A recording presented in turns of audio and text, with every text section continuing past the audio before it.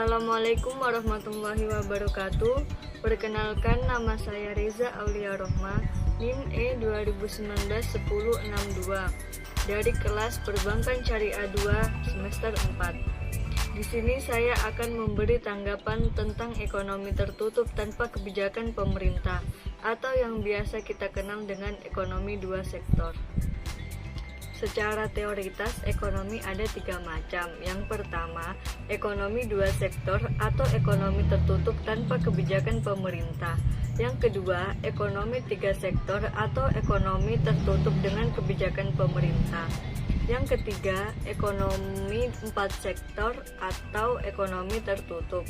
Namun, di video kali ini kita akan membahas tentang ekonomi dua sektor atau ekonomi tertutup tanpa kebijakan pemerintah. Selanjutnya, pengertian ekonomi dua sektor. Perekonomian dua sektor ialah perekonomian yang terdiri dari sektor rumah tangga dan perusahaan, yang merupakan bentuk paling sederhana dari makroekonomi mengenai tentang tingkat ekonomi suatu negara.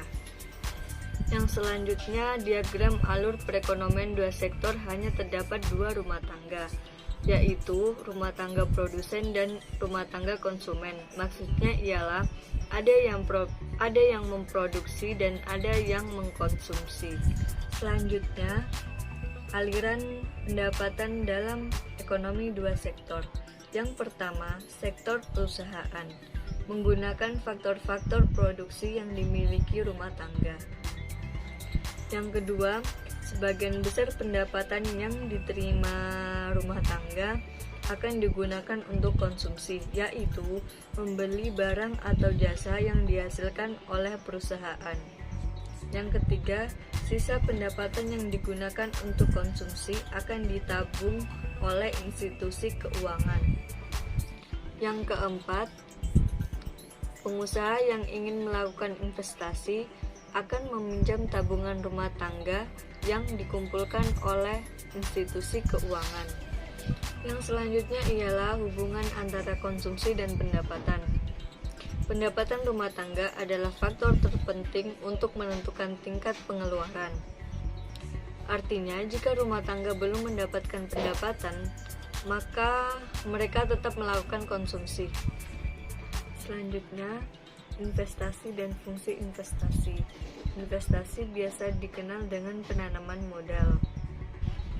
Investasi adalah pengeluaran atau pembelanjaan penanaman modal perusahaan untuk membeli barang dan perlengkapan produksi, untuk menambah kemampuan produksi barang dan jasa yang tersedia dalam perekonomian.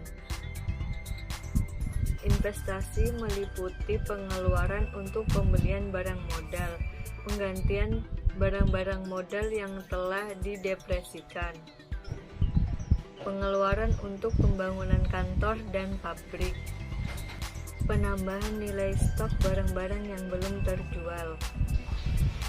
Yang selanjutnya, faktor penentu investasi.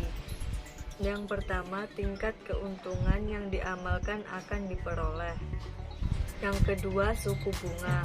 Suku bunga mempengaruhi tinggi dan rendahnya investasi.